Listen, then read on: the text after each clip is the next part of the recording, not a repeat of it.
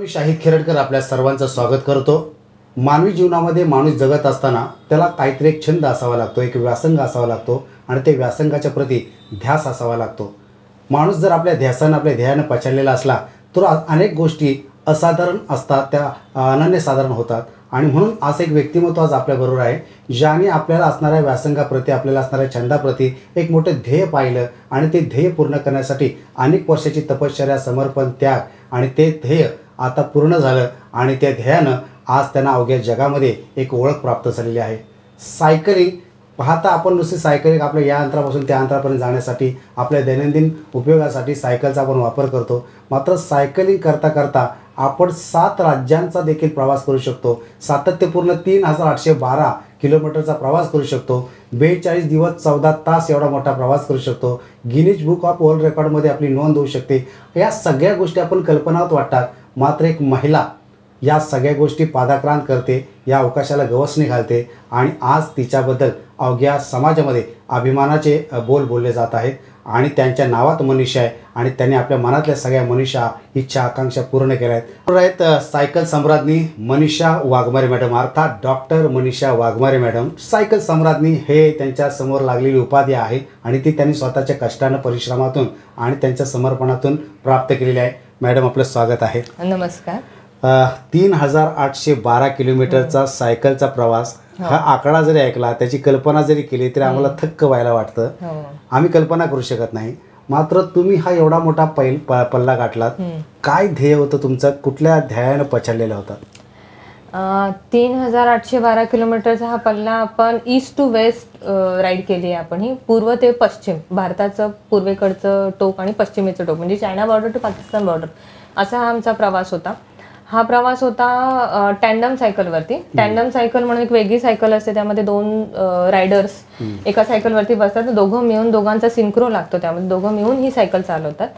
तर माझ्याबरोबर होत्या डॉक्टर मीरा वेलणकर, सायंटिस्ट आहेत त्या बेंगलोरच्या, त्या आणि मी, आम्ही दोघींनी मिळून टँडम सायकलवरती ईस्ट टू वेस्ट ही जर्नी कंप्लीट केली 7 राज्यांमधून। 7 राज्य म्हणजे अरुणाचल प्रदेश, राजस्थान, बिहार, उत्तर प्रदेश, वेस्ट बंगाल आणि त्याच्यानंतर गुजरात या सगळ्या राज्यांचा प्रवास करत करत तुम्ही 3812 किलोमीटर असा प्रवास आम्ही कंप्लीट केला। मॅडम, काय म्हणजे हे कशापासून निर्माण होतं? म्हणजे आपण जस्ट नॉर्मल गोष्ट आपण विचारतो, सायकल आपण शालेय जीवनामध्ये चालवत असतो, पण नंतर त्या पद्धतीचा तुम्ही एक विक्रम साध्य करू शकता, ही गोष्ट कशी काय जमते? ॲक्च्युली मी सायकलिंग क्षेत्रामध्ये तर आता गेले 1.5 वर्ष झालं आहेच, तुम्हाला माहिती असेल। त्यामध्ये BRM नावाचे कन्सेप्ट आहे, त्यामध्ये सुपर अँडोनियर, SSR प्लस 1000 आणि 1200 किलोमीटर कंप्लीट झालं होतं माझं। सायकलिंगच्या फ्लोमध्ये होतेच मी आणि लकीली मॅडमकडनं विचारणं आले की आपण टँडम सायकल तुला चालवायला आवडेल का, वेगळी सायकल आहे। तेव्हा म्हटलं मी मॅडम आधी चालवून बघते, मला जमते का, म्हणजे ती जमणं आणि ती आवडणं ही पण एक खूप मोठी गोष्ट आहे, कारण टँडम सायकल स्लो चालते, त्यामुळे बऱ्याच जणांना आवडत नाही। सायकल चालवून बघितली, नाही आपल्याला आवडती आणि जमते, म्हणजे फ्रंट रायडर आणि मागे दोन्ही साईडला बसून तुम्हाला जमते का, हा आधी सिंक्रो आपल्याला बघायला लागतो। सिंक्रो जमत असेल तर मग आपण पुढे जाऊया। तर तो सिंक्रो समाव जमला, तर मॅडमची खूप इच्छा होती की मॅडमनी मेल रायडर बरोबर टँडममध्ये खूप राईड्स केल्या होत्या, पण फिमेल रायडर बरोबर त्यांना एक रेकॉर्ड सेट करायचा होता आणि एक उदाहरण द्यायचं होतं इंडियामध्ये, इव्हन एशियामध्ये, कारण पूर्ण एशियामध्ये आणि आशिया खंडामध्ये आणि पूर्ण इंडियामध्ये कोणी अशी राईड 2 फिमेल्सनी मिळून केलेली नव्हती। त्यामुळे मॅडमना एक उदाहरण ठेवायचं होतं की 2 फिमेल रायडर्स हायवेवरती एकट्या राहू शकतात आणि ते एवढी मोठी राईड करू शकतात। तर त्यांनी त्यासाठी मला विचारणा केली। तर सुरुवातीला आमचा प्रोजेक्ट होता तो काश्मीर टू कन्याकुमारी हा प्रोजेक्ट होता। कन्याकुमारीपासून स्टार्ट करणार होतो आम्ही आणि काश्मीरला एंड करणार होतो, पण समाऊ काश्मीरवरती अटॅक झाल्यामुळे आणि सगळ्या फॉर्मॅलिटीज होत्या त्या ऑलरेडी कंप्लीट झाल्या होत्या। तर मॅडम म्हटलं नाही, आपण मग रूट चेंज करूया, म्हणून आम्ही हार्डली एक 8 दिवसापूर्वीच ईस्ट टू वेस्ट हा रूट ठरवला मॅडमनी आणि मी मॅडमला पटकन हो म्हटलं, म्हणजे नाही मॅडममध्ये पूर्ण विश्वास होता, नाही आपण हे करू शकतो। ठीक आहे, डिफिकल्ट आहे हा रूट जनरली कोणी करत नाही, कारण हे जे 7 राज्य जे आपण क्रॉस करतो थोडेसे लोनली आहेत, थोडेसे सिक्युरिटी वाईज, फिमेलच्या सिक्युरिटी वाईज साशंक आहेत, पण ठीक आहे म्हटलं आपण करायचं तर करून दाखवूया, म्हटलं करूया आपण, त्यामुळे केला। आता तुम्ही मीरा वेलणकर मॅडम ज्या शास्त्रज्ञ आहेत, सायंटिस्ट आहेत असं तुम्ही सांगितलं, परंतु त्या बेंगलोरला आहेत, हो तुम्ही इकडे महाराष्ट्रात हो. रत्नागिरी जिल्ह्यात, हो. रत्नागिरी जिल्ह्यातल्या चिपळूणमध्ये आहात. चिपळूणमध्ये. हो कसं काय तुमच्या दोघींचं कॉर्डिनेशन झालं? ऍक्च्युली सह्याद्री निसर्गाचा भाऊ काढण्याचा एक प्रोजेक्ट होता इकडे.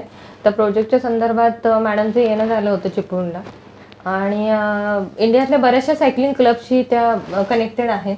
त्यामुळे त्यांनी चौकशी केली की बाबा इथे फिमेल रायडर साधारण जी करू शकते असे कोण आहे. तर त्यांना माझं नाव कळलं आणि मग त्यांनी मला विचारलं की बाबा आपण हे करूया का. तर 6 महिन्यापूर्वीच मॅडमशी ओळख झाली होती चांगली. पण समाव माझे BRMच्या सेकंड आणि SSRच्या BRMच्या 600 किलोमीटरच्या 2 राईड राहिल्या होत्या आणि 1200 किलोमीटरचं माझं टार्गेट होतं. म्हटलं आपण हे टार्गेट आधी कंप्लीट करूया. त्यानंतर मग टँडम शिकूया. टँडम शिकल्यानंतर मग जर आवडली तर आपण पुढे जाऊया. म्हणजे असं ते समाव सगळं जुळून आलं त्या दरम्यान सगळं. परंतु आता तुम्ही हा एवढा 3812 किलोमीटरचा प्रवास केलात. हा प्रवास करत असताना तुम्हाला कोणत्या समस्याला, कोणती आव्हानं होती किंवा काय असे अनुभव आले की जे लोकांना सांगायला आवडतील? हो सगळ्यात महत्त्वाचं म्हणजे रूटच इटसेल्फ आणि आम्ही चूज केलेला सीझन आम्ही चूज केलं खूप ऑड सीझन होता. कारण जनरली जे सायक्लिस्ट लॉंग रूट करतात ते डिसेंबर, जानेवारी, फेब्रुवारी जेव्हा वातावरण सुदिंग असतं, पाऊस नसतो, थंडी असते थोडीफार आणि दिवसा तुम्ही छान राईड करू शकता. या सीझनला सगळे सायक्लिस्ट मोठे रूट करतात. पण आमची भेट झाली आणि त्यानंतर प्रोजेक्टवरती आम्ही काम करायला सुरुवात केलं. आणि माझं स्वतःचं असं म्हणणं होतं की मे महिना माझा थोडासा स्लॅक आहे, मुलाची सुट्टी आहे, त्याचं स्कूलचं मला फार बघायला लागणार नाही. त्यामुळे आम्ही मे महिना चूज केला. ॲक्च्युली हा खूप ऑड सीझन आहे. कोणीही सायक्लिस्ट मे महिना चूज करत नाही राईडसाठी. कारण मे नंतर लगेच जून आणि मग पावसाळ्याचे दिवस सुरू होतात. आणि आम्ही ज्या ठिकाणी जाणार होतो तिथं पाऊस हा अपेक्षित होताच, अरुणाचल आणि आसाममध्ये. पण म्हटलं जाऊ दे आता, आजकाल काय वेदरचं इतकं प्रेडिक्शन राहिलेलं नाही, कधीही पाऊस पडतो, सगळं ग्लोबल वॉर्मिंगमुळे सगळं गोंधळच आहे. म्हटलं आपण जाऊ, जो होगा देखा जाएगा. आणि तसंच झालं. अरुणाचलमध्ये आम्ही गेलो तर तिथे पावसाळ्याचे दिवस चालू होते, खूप धो पाऊस होता, लँडस्लाईड्स व्हायच्या, हायवेज तिथले खूप खराब आहेत, चिखल असायचा, आम्हाला चिखलातनं बऱ्याच वेळेला सायकल काढायला लागायची. पूर्ण रोलिंग टरेन आहे, म्हणजे खूप उंची आणि हे म्हणजे तुम्हाला 51 किलोमीटरला तरी 1000चं इलेव्हेशन मिळायचं. म्हणजे डोंगर चढायचा उतरायचं एवढंच काम असायचं तिथे. त्यामुळे आम्हाला दिवसाचे जे किलोमीटरचं टार्गेट होतं ते होत नव्हतं. बऱ्याच वेळेला आम्हाला रूट चेंज करायला लागायचा, कारण ज्या हायवेजवरती काम चालू असायचं तिथे खूप चिखल असायचा. त्यामुळे आम्ही रूट चेंज करायचो. त्यातल्या त्यात चांगला रूट कुठला आहे अशा रूटवरनं आम्ही जायचो. पूर्ण अरुणाचलचा हायवे हा लोहित रिव्हरच्या साईडने जातो. त्यामुळे एका बाजूला डोंगर, एका बाजूला दरी, असंच पूर्ण वातावरण होतं. आणि तिथे राहायला काही प्लेसेस नाही आहेत अरुणाचलला. अंधार लवकर पडतो, 3:30-4लाच अंधार पडायचा. त्यामुळे राहायच्या प्लेसेस म्हणजे तिथे होमस्टेज असतात घरांमध्ये. पण बऱ्याच ठिकाणी असं व्हायचं की पुढे 30-30 किलोमीटर गावच नसायचं किंवा 30-30 किलोमीटर मानवी वस्तीच नसायची. मग आम्ही थांबून जायचो. 2 वेळा तर अशी वेळ आली अरुणाचलमध्ये की आम्हाला मिशमींच्या घरामध्ये राहायला लागतं, बांबूची घरं. विलेजर्स लोकांना, गावकऱ्यांना रिक्वेस्ट करून की आम्ही असं सायकलिस्ट आहे आणि आम्ही पुढे जाऊ शकत नाही, तर आमची राहायची सोय करा. तर खरंच तिथल्या लोकांनी खूप सहकार्य केलं आणि 2 रात्र तर आम्ही अशाच साध्या घरांमध्ये राहिलो. आणि तो खूप मेमोरेबल होता. अरुणाचलची लोकं खूप छान आहेत ॲक्च्युली स्वभावाने. फिमेल डॉमिनन्स आहे थोडाफार, म्हणजे तो कॉन्फिडन्स त्या फिमेल आम्हाला द्यायचा की नाही मॅडम, आप किधर भी जाओ, किसी से भी हेल्प मागो, कोई भी आपकी हेल्प कर देगा, कुछ भी प्रॉब्लेम नाही. म्हणजे हे जे वाक्य असतं ना तेच खूप महत्त्वाचं असतं. सेम अनुभव आम्हाला गुजरातमध्ये आला. गुजरातमध्ये आम्ही कच्छ या एरियामध्ये जातो. सगळे सायकलिस्ट भुज या नॅशनल हायवेवरनं जातात. आम्ही नॅशनल हायवेवरून गेलो नाही. सगळ्यात महत्त्वाची या राईडमध्ये सांगायची गोष्ट की आम्ही डोलाविरा मार्गे गेलो. डोलाविरा आणि रण ऑफ कच्छमधनं गेलो. रण ऑफ कच्छमधून कोणीही सायकलिस्ट जात नाही. पण आम्हाला थोडेसे किलोमीटर्स कमी पडत होते, त्यामुळे आम्ही ती रिस्क घेतली आणि आम्हाला तो रूट बघायचा होता. कारण Rann of Kutch road to heaven म्हणतात त्याला. दोन्ही बाजूला मिठागरं असतात, मध्ये काळा कुळकुळीत असा डांबरी रस्ता आणि मीठ आणि आकाश ह्याच्यातलं डिफरन्शिएट तुम्हाला होत नाही. त्याला रोड टू हेवन म्हणतात. 30 किलोमीटरचा खूप मोठा रोड आहे. सुरुवातीला 5 ते 10 किलोमीटर खूप छान वाटतं, थोड्या वेळानं असं वाटतं की नाही आपण खरंच स्वर्गात चाललो की काय. म्हणजे आणि पण सीझन ऑड होता मी म्हटल्याप्रमाणे. जनरली रण ऑफ कच्छमध्ये टुरिस्ट येतात ते डिसेंबर, जानेवारी या सीझनमध्ये येतात. आमचा रूट हे सीझन ऑड असल्यामुळे माणसंच नसायची वरती. त्यामुळे बऱ्याच लोनली प्लेसेसमधनं आम्ही गेलो, जिथे पुढे 30 किलोमीटर, मागे 30 किलोमीटर काहीही नसायचं, पाणी मिळायचं नाही, खायला मिळायचं नाही. म्हणजे ह्या काही काही गोष्टी फारच मेमोरेबल होत्या आणि त्या लकीली समाव सगळं छान वर्कआउट झालं.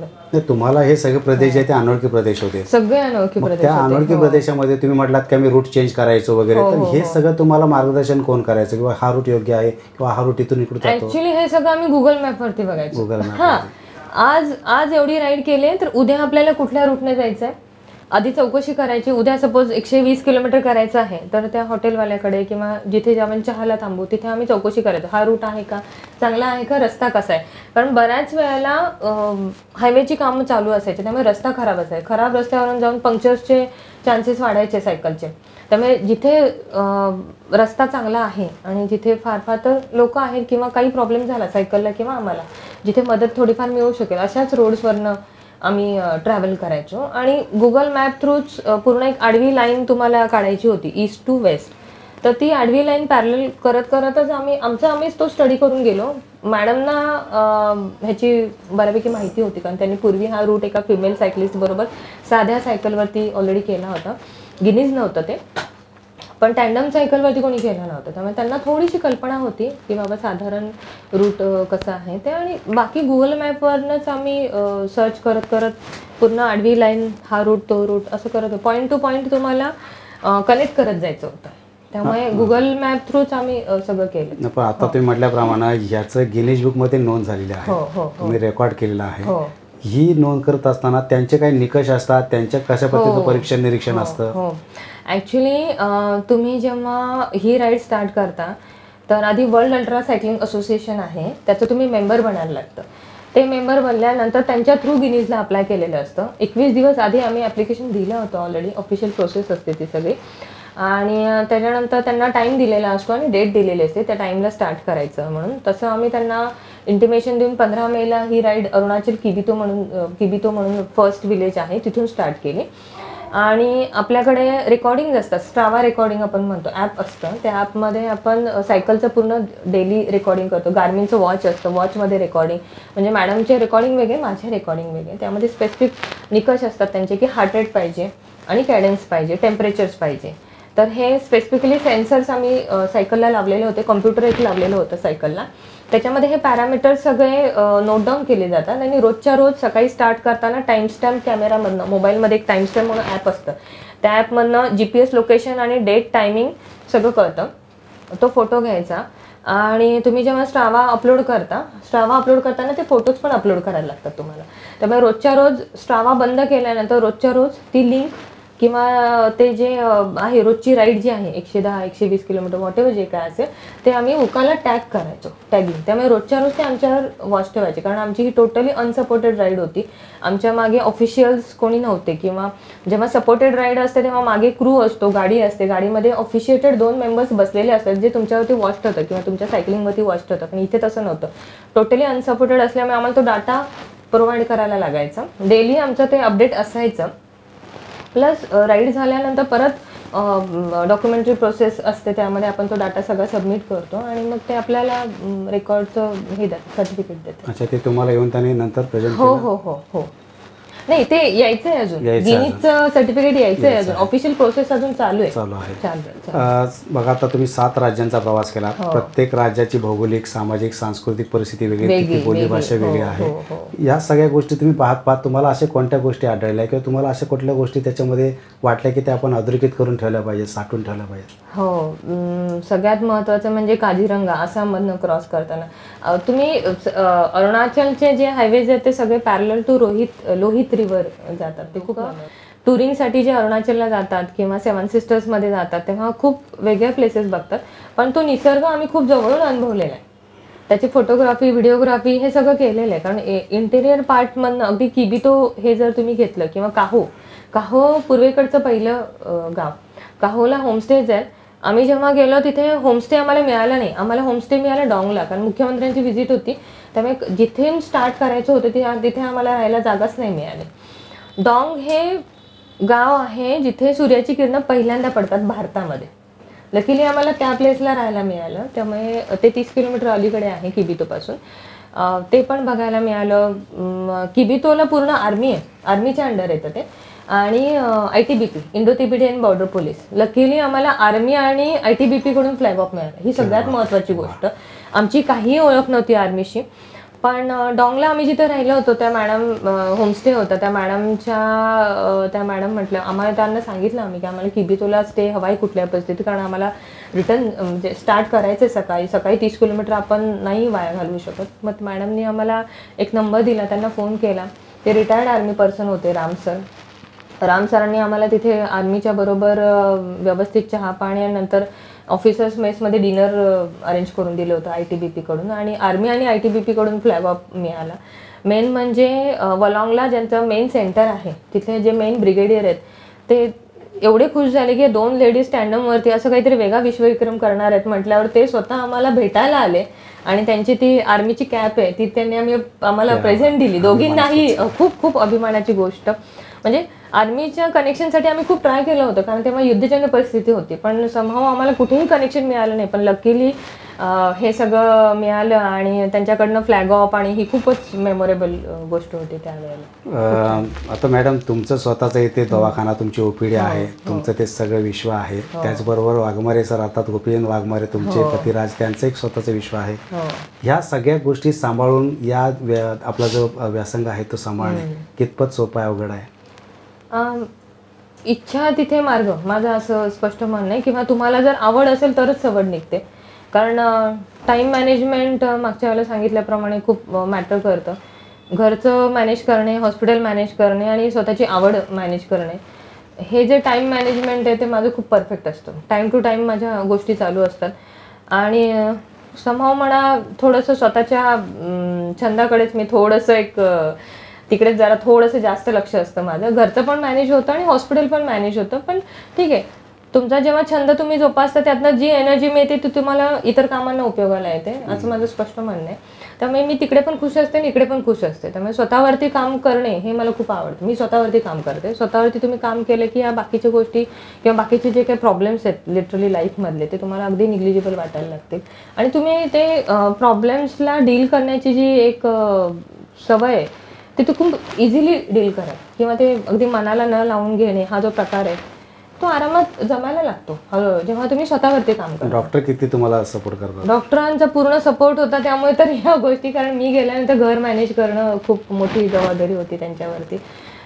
आधी त्याची थोडी दिवस सुट्टी होती मे महिन्याची, पण नंतर स्कूल सुरू झाल्यावर सुद्धा त्यांनी खूप छान मॅनेज केलं. त्यामुळे तो सपोर्ट असल्याशिवाय आणि होत नाहीत या गोष्टी. नाहीतर मग घरून फोन आला, मग टेन्शन, आणि ते माझ्या बाबतीत कधीही झालं नाही की हा प्रॉब्लेम आहे तो प्रॉब्लेम आहे, हे सापडत नाही ते सापडत नाही. हा तर प्रॉब्लेम लकीली कधी आला नाही, कारण ऑन राईड जेव्हा तुम्ही असता तेव्हा टोटली तुम्हाला कॉन्सन्ट्रेट करायला लागतं त्या राईडवरती, रोजच्या प्रॉब्लेम्सवरती, सायकलचे इश्यूज, किंवा आजचा दिवस झाला उद्या काय करायचं, इथून सुरुवात असायची आमची.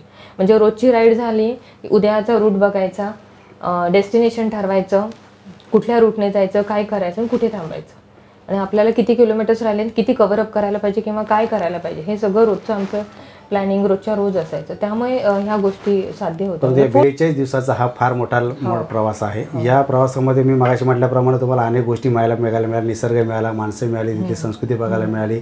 परंतु 2 महिला एका सायकलवरती प्रवास करत असताना तुम्हाला सायकलचे इश्यू किंवा तुमचे दोघींपैकी कोणाचे हेल्थ इश्यू वगैरे असं काही प्रॉब्लेम आले? सायकलचे इश्यूज खूप आले, कारण अरुणाचलचा टरेन होता तो पूर्ण रोलिंग टरेन होता आणि खूप वेळेला आम्हाला चिखलातून सायकल काढायला लागायची. आणि तो चिखल जेव्हा जमा व्हायचा त्या, आणि ब्रेक्स पाहिजे तसे वर्क करत नव्हते त्या टरेनला, कारण ॲक्यूट उतार असायचा. त्यामुळे बऱ्याच वेळेला आम्ही सायकलवरनं उतरून मग ते चिखलातून सायकल काढणे आणि ते उतरणे हे प्रकार चालायचे. पण नंतर जेव्हा आसाममध्ये तेव्हा मग पंक्चरचे प्रमाण खूप वाढायला लागलं. जेव्हा तुम्ही फास्ट सायकलिंग करायला लागला, 15 दिवसात जवळजवळ 12 पंक्चर्स झाले. लकीली आम्हाला स्वतःला पंक्चर काढता येतं, ती पंक्चर किट आणि टायर आणि ट्यूब सगळं आमच्याकडे अवेलेबल असायचं, त्यामुळे आम्ही काढायचो. पण नंतर जेव्हा आम्ही बिहार पर्यंत आलो, आसाम क्रॉस करून, ऊन वाढायला लागलं.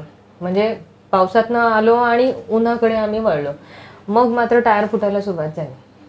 गलिया टोल प्लाझाच्या पुढे उन्हामध्ये टायर पूर्ण बस्ट झाला, खूप मोठा आवाज आला, रिम बस्ट झाली. ते रिम कशी बशी आम्ही ठोकून घेतली, टेम्पररी आम्ही मॅनेजमेंट केली, म्हणजे रिम, टायर आणि ट्यूब. पण त्या रिमच्या प्रॉब्लेममुळे रोज 4 वाजता पंक्चर व्हायचं, त्यामुळे खूपच इश्यू व्हायला लागले. मग वेस्ट बेंगॉलमध्ये आम्ही टोटली रिम चेंज करून घेतले, पुढची आणि मागची दोन्ही पण, कारण त्या साईजचं रिम मिळणं हे पण फार अवघड असतं. त्यामुळे रिम बाहेरून मागवायला लागले आम्हाला. बाहेरून रिम मागून रिम चेंज करून घेतल्या लोकल. त्यामध्ये बरेचसे दिवस, 1-2 दिवस तरी आमचे गेले. कारण बऱ्याच वेळेला काय व्हायचं, नेमकं आसाम आणि वेस्ट बेंगॉलची बॉर्डर आहे ती थोडीशी रिस्की आहे, चिकन नेक आपण म्हणतो त्याला. तिथे सेफ्टी इश्यूज खूप आहेत. त्यामुळे प्रत्येक वेळेला स्टे नसल्यामुळे आम्हाला 30 किलोमीटर पुढे जाऊन थांबायला लागायचं हॉटेलमध्ये आणि परत रिटर्न येऊन ती सगळी कामं करायला लागायची. असं 2-3 दिवस आमचं बोंगाईगाव गोसाईगाव हे नाचणं चालूच होतं. क्रँकचे इश्यू व्हायला लागले, चेन सारखी पडायची काय टरेनमुळे त्या, आणि क्रँक शेवटी तुटलाच. क्रँक हा सायकलचा महत्त्वाचा पार्ट असतो, तो कुठेही मिळत नाही. पूर्णियामध्ये क्रँक चेंज करायचा आम्ही प्रयत्न केला बिहारमध्ये, पण तो समहाऊ मिळालाच नाही. जो सिलिगुडीवरून म्हणजे वेस्ट बेंगॉलवरून मेकॅनिक येणार होता, तिकडे स्ट्राईक झाला, त्याला तो पार्ट मिळाला नाही. त्यामुळे कसंबसं आम्ही दुसऱ्या सायकलचा काढून टेम्पररी रिपेअरमेंट केली, पण पहिये आगे पिछे झाले होते, त्यामुळे ती पावर पाहिजे तशी लागत नव्हती. तरीसुद्धा आम्ही 300 किलोमीटर त्याच्यावरती केलं. आणि एक 8 दिवस आधीच लक्षात आलं होतं की या सायकलवरती पुढे 2000 किलोमीटर आपण नाही करू शकणार. त्यामुळे आम्ही ऑलरेडी सायकल बुक नवीन करून ठेवली होती. ती पुण्यावरून कानपूरला आली कुरिअर, आणि कानपूरवरनं आम्हाला मुझफ्फरपूर बिहारला डिलिव्हरी मिळाली. तिथे त्याने आम्हाला सायकल जोडून दिली. त्यामुळे जुनी सायकल आम्हाला डिसमेंटल करायला लागली. ॲक्च्युली ती खूप मॉडिफाईड सायकल होती. मॅडमनी अगदी त्याच्यावरती काम करून रोडीचे चाक बसवून घेतले होते आणि बरेच मॉडिफिकेशन सायकलवरती एक प्रयोग म्हणा तो केला होता मॅडमनी. त्यांचं खूप स्वप्न होतं की सायकल मॉडिफाय करून आपण ही राईड कंप्लीट करायची, पण समहाऊ ते झालं नाही आणि नवीन सायकल घ्यायला लागली आम्हाला. त्यामुळे नवीन सायकलवरती मग आम्ही पुढे उरलेले 2000 किलोमीटर कंप्लीट केले. तिथे पण मग जेव्हा तुम्ही जसं आपलं शरीर काम करते रोज, तसं ती सायकल पण काम करत असते. त्यामुळे त्याचं वेअर अँड टेअर होणं खूप साहजिक आहे. बेसिकच सायकल होती ती, पण त्याचे पण एक 4-5 पंक्चर्स आणि मेन बॉटम ब्रॅकेटचं कॅप एकदा गेली. म्हणजे मोठे इश्यूज होतात राजस्थानमध्ये, आणि त्या कॅप्स आणि ते पार्ट्स कुठेही मिळत नाही. त्यामुळे प्रत्येक वेळेला काही प्रॉब्लेम झाला, मेजर प्रॉब्लेम झाला की आम्हाला जवळच्या गावामध्ये जिथे मोठं शॉप आहे सायकलचं तिथे न्यायला लागायची सायकल. गाडीत घालून राईड स्टॉप करायचो आम्ही, गाडीत घालून सायकल न्यायची, ते रिपेअर करून आणायचं, परत गाडीतनं ती रिटर्न त्याच प्लेसला आणायची आणि तिथून परत राईड स्टार्ट करायची. असं आमचं ते चालायचं. त्यामध्ये दिवस जातात. त्यामुळे मेकॅनिकल इश्यूज अगदी शेवटच्या 110 किलोमीटरला सुद्धा रात्री पंक्चर काढलं आम्ही मागच्या चाकाचं. दुसऱ्या दिवशी 12:30 वाजता परत पुढचं चाक पूर्ण फ्लॅट पंक्चर झालं, आणि टायर उन्हामुळे चिटकून बसतात रिमला, ते निघत नाही. 2 तास लागले निघायला. ते पूर्ण नवीन ट्यूब टाकून सुद्धा शेवटच्या 1.5 किलोमीटरला पंक्चर होतं. म्हणजे पूर्ण फ्लॅट टायर होतं. म्हणजे मेकॅनिकल इश्यूज खूप आले ह्या टरेनमुळे, कारण टरेनच एकदम विचित्र. म्हणजे अगदी तुम्ही एखादी कंट्री क्रॉस करताय, अगदी अरुणाचलपासून ते गुजरातपर्यंत सगळ्या ठिकाणची भौगोलिक परिस्थिती वेगळी, रस्ते वेगळे, सगळं टोटली डिफरंट ॲटमॉस्फिअर होतं. ऊन, वारा, पाऊस. राजस्थानमध्ये खूप वारं लागलं, हेडविंड खूप लागायचं राजस्थानमध्ये, कारण ओपन लँड आहे, कुठेही झाडं नाही, काही नाही. त्याच्यामुळे डोंगर नसल्यामुळे खूप वारं, हेडविंड लागायचं. त्यामुळे सुरुवातीला आम्ही पहिल्या दिवशी 100 किलोमीटर केलं, दुसऱ्या दिवशी हेडविंड इतकं होतं की आम्ही 60 किलोमीटरला लिटरली राईड स्टॉप केली, आणि तिसऱ्या दिवशी धो पाऊस. त्यामुळे धो पावसात आम्ही 2 दिवस सायकल चालवली, आणि त्यानंतर 5व्या दिवशी असं वाटलं की नाही आता चला फास्ट होईल, पण मग सायकलचे इश्यूज. म्हणजे रोजच्या रोज काही ना काही इश्यूज असायचे, पण त्याच्याशी डील करून कोपअप करून आम्ही पुढे जात राहिलो. डेली जेवढे किलोमीटर्स होतील तेवढे होतील, पण यू शुड गो आहे असं चालू होतं. तुमचं गोल कंप्लीट केलं, अनेक आव्हानांना तुम्ही सामोरे गेलात आणि त्याच्यावरती मात करून तुम्ही शेवटी तिथे गेलात. मॅडम, आता अनेक रेकॉर्ड सायकल मधले तुमच्या नावावरती झालेले आहेत, गिनीज बुक मध्ये सुद्धा आता नोंद झालेली आहे. आता काय शिल्लक आहे? आहेत ॲक्च्युली उका थ्रू अजून काही गोल्स आहेत सायकलिंगचे, ते बघू फ्युचरमध्ये कंप्लीट करायचं माझं गोल आहे. म्हणजे जोपर्यंत तुमचा स्टॅमिना आहे, जोपर्यंत तुम्ही फ्लोमध्ये आहात, तोपर्यंत ते कंप्लीट करेन मी. वेळच्या वेळेला कळेल तुम्हाला ते. ठीक आहे. खरं तर खूप चांगला अनुभव तुमच्या पाठीशी आहे. त्याचं भविष्यात मला वाटतं तुम्ही एक पुस्तक सुद्धा तयार करावं असं मला वाटतं, कारण तुमचा जो हा जीवन प्रवास आहे, प्रवास वर्णन जे आहे, त्याच्यातून येणारे आव्हान आहेत, त्यातून आपल्याला बऱ्याच काही गोष्टी शिकायला मिळतात, आणि त्या तुमच्यापर्यंत मर्यादित न राहता त्या इतरांपर्यंत पोहोचाव्या, तुमच्याकडून इतरांनी मोटिवेशन घ्यावं. आणि हे काय सगळ्यांना शक्य होत नाही, बरोबर ना? प्रत्यक्षात काही लोक करू शकत नाही. मात्र आपापल्या क्षेत्रामधले जे आव्हान आहेत, त्या आव्हानावरती मात करण्यासाठी आपण कशा पद्धतीनं सकारात्मक दृष्ट्या जीवनाकडे बघितलं पाहिजे, या गोष्टी अशा गोष्टीतून आपल्याला शिकायला मिळतात. शेवटी आपण काय सांगाल की अनेक लोक आहेत की ज्यांना सायकलिंगमध्ये यायचं आहे, किंवा वेगवेगळ्या क्षेत्रामध्ये काम करायचं आहे, अशा लोकांना आपण काय सांगाल? सायकल जी तुमची हॉबी आहे, सायकलिंग असंच नाही म्हणणार मी, तुमची हॉबी कोणती कुठलीही hobby? असू शकते. रनिंग असू शकतं, वॉकिंग असू शकतं, किंवा अगदी केक बनवणे, कुकिंग असेल, किंवा कुठलीही हॉबी असेल. म्हणजे शक्यतो बेसिकली फिमेल्सला आम्ही जेव्हा हा रूट करत होतो ना, तेव्हा बरेच इंटरव्ह्यूज लोक घ्यायचे इन्स्टावरती, यूट्यूबर्स असायचे बरेचशेपैकी. एक महत्त्वाची गोष्ट म्हणजे जेव्हा आम्ही रन ऑफ कच्छमधनं, रोड टू हेवनमधनं पास झालो, तेव्हा गाडी थांबली होती तिथे आणि आम्हाला पाणी हवं होतं. पाणी बराच वेळ मिळालं नव्हतं, 30-40 किलोमीटर. आणि तिथे आम्हाला पार्थ म्हणून एक यूट्यूबर भेटला. तो एरियल फोटोग्राफर आहे स्वतः, आणि लकीली तो माणूस होता ज्याने त्या एरियाला रोड टू हेवन हे नाव दिलं होतं. हो हो. हां, रोड टू हेवन हे नाव त्याने इन्स्टाला स्वतः दिलं, कारण पूर्वी तो रोड एवढा छान नव्हता, कच्चा रस्ता होता, आणि नंतर तो डेव्हलपमेंट झाली आणि त्याने बराचसा कच्छचा एरिया आहे तो एक्सप्लोर केलेला आहे. या माध्यमातून बऱ्याच ठिकाणी इंटरव्ह्यूज व्हायचे आमचे. बऱ्याचशा रिपोर्टर्सनी प्रत्येक स्टेटला, प्रत्येक रिपोर्टरने जवळजवळ आम्हाला कव्हर केलेलं होतं. आणि आम्ही प्रत्येक ठिकाणी हेच सांगायचो की मॅडमचं वय 49 आहे, माझं वय 46 आहे. आम्ही स्पेसिफिकली हे सांगायचो की वी आर अबाव 40 लेडीज. 40 नंतरच्या बायका घरात बसतात. बरेचसे जण, म्हणजे आम्ही बघितले, आता मी बरेचसे पेशंट बघते 40 नंतरचे, रडत बसतात, आमचं 40 झालं आहे, वय झालं आहे, आता काही करू शकत नाही, मुलं मोठी झाली आहेत, it's done for the life, असंच त्यांचं एक वाक्य असतं तोंडामध्ये. तर आम्ही नेहमी सांगायचो सगळ्यांना, नाही, 40 नंतर उलटा आत्ता लाईफ जगायला तुम्ही सुरुवात करा. आत्ता हीच वेळ आहे की तुम्ही काहीतरी करू शकताय. आणि नक्कीच एखाद्या स्त्रीने ठरवलं, म्हणजे आम्ही पण तेच ठरवलं होतं रादर, की हे आपल्याला करून दाखवायचं आहे. आणि एखादी गोष्ट तुम्ही ठरवली आणि त्याचं डेडिकेशन, पूर्ण हार्डवर्क असेल, तर तुम्ही ती गोष्ट नक्कीच करू शकता. हेच आम्ही प्रत्येक ठिकाणी सांगायचो आणि आत्ता पण हेच सांगते की नाही, फक्त तुम्ही ठरवा की काय करायचं आहे, ते फक्त त्याच्यावरती काम करा. पहिले इमॅजिन करायला सुरुवात करा की नाही, मला हे करायचं आहे. त्या दृष्टीने तुमच्या गोष्टी घडत जातात. जी संधी आली आहे ती ॲक्सेप्ट करा. बऱ्याचशा लोकांना संधी येते पण ती ॲक्सेप्टच नाहीत करत. संधी आली ते ॲक्सेप्ट करा, त्याच्यावरती काम करा. गोल्स, हे रिझल्ट्स आपोआपच मिळते जर तुमचं हार्डवर्क असेल, डेडिकेशन असेल आणि पॉझिटिव्हिटी असेल तर. म्हणजे तुम्हाला आश्चर्य वाटेल, पूर्ण रूटमध्ये इतके प्रॉब्लेम्स यायचे ना, आम्हाला कुठेही वाटलं नाही की राईड सोडावी.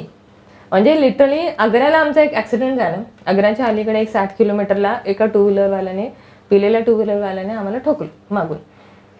तो पडला, त्याला पण लागला, आम्हाला पण दोघींनाही लागलं. सायकलचं पण बरंचसं डॅमेज झालं. 2 तास गेले आमच्या त्यामध्ये. पण आमचा त्या दिवशी आग्र्याचा ताजमहाल आउटचा एक रेकॉर्ड होता, किबिटो टू आग्रा, उकाचा रेकॉर्ड होता, वर्ल्ड अल्ट्रा सायकलिंग असोसिएशन. आम्ही ठरवलं नाही, आजच रात्री कंप्लीट करायचं. दुसऱ्या दिवसावरती आम्ही, आणि तो रस्ता बऱ्यापैकी लोनली होता. म्हणजे तिथले पोलीस पण म्हटले की मॅडम ये रस्ते से अब मत जाओ आप, क्योंकि ये रास्ता उतना सेफ नहीं है. हमें आज ही कंप्लीट करना है रेकॉर्ड. आम्ही रात्री 11:30 वाजेपर्यंत राईड करून रात्री 11:30ला ताजमहलला पोहोचलो आणि त्याच रात्री तो कंप्लीट केला. आम्ही रेस्ट दुसऱ्या दिवशी घेतली, एक्सरे दुसऱ्या दिवशी काढले, पण रेकॉर्ड त्याच दिवशी कंप्लीट केला. म्हणजे मॅडमच्या तोंडून पण नेहमी नाही, अब तो होके ही रहेगा, अब तो होके ही रहेगा. तेव्हा जर काही फ्रॅक्चर झालं असतं किंवा मोठं काहीतरी झालं असतं तर कदाचित राईड स्टॉप करायला लागली असती, कारण सायकलिंग करता आली नसती. पण नाही, आम्ही ठरवलं होतं ठीक आहे. आणि मॅडमनी खरंच, मॅडमचं कौतुक, पुढचे 2000 किलोमीटर मॅडमनी ती क्रेप बँडेज बांधून लिटरली पूर्ण राईड केली, कधी पुढे कधी मागे बसत. आणि आत्ता त्यांनी तिथे जाऊन प्रॉपर स्लिंग आणि ते प्लास्टर वगैरे केलेले आहे हाताला. मॅडमचं खूपच कौतुक त्यामध्ये. म्हणजे अनेक आव्हानं आली आणि तुम्ही दोघींनी मिळून त्या आव्हानाला सामोरे गेलात आणि शेवटी तुम्ही ध्येयापर्यंत पोहोचलात. आणि आज तुमच्या त्या अभिनंदनाचा वर्ष होत आहे. आदर्शवत एकंदरीत तुमचा प्रवास आहे. असाच प्रवास तुमचा चालू राहावा. नवनवीन जे तुमचे काही ध्येय आहेत, महत्वाकांक्षात, आशा आहेत, मनीषा आहेत, त्या पूर्ण होत राहाव्यात आणि आमच्यासारख्या लोकांना सुद्धा आनंदाचे क्षण मिळत राहतील. आपण जो काही प्रवास सांगितला, जो काही अनुभव सांगितला, तो नक्कीच प्रेरणादायी आहे, आदर्शवत आहे. आपल्याला आपल्या पुढील वाटचालीसाठी लाख लाख शुभेच्छा. आमची संवाद साधलात, आपले मनापासून आभार. तर होत्या सायकल सम्राज्ञी डॉक्टर मनीषा वाघमारे. असं काहीतरी करावं की जे अभिमानाने सांगता येईल आणि जर स्वतःवरती विश्वास असेल तर जगसुद्धा जिंकता येईल. आणि म्हणूनच स्वतःच्यावरती विश्वास आहे. आपण जो ध्येय, आपण जे छंद, आपण जे व्यासंग जपलेला आहे, त्या व्यासंगावरती आपण प्रेम ठेवलं आणि आपण त्याच्यावरती सातत्यानं काम केलं, समर्पित भावनेनं आपण काम केलं, तर आपल्याला सगळ्या गोष्टी साध्य करता येतात. आणि आज ते आपल्याला उदाहरण मॅडमनी आणि त्यांच्या सहकारी वेलणकर मॅडम या दोघींनी दाखवून दिलेला आहे. अशाच लोकांची आपण मुलाखत घेऊन इतरांना प्रेरणादायी ठरेल असा आपण प्रयत्न करत राहतो. तुर्तास मॅडमचे आभार मानून थांबतो. धन्यवाद.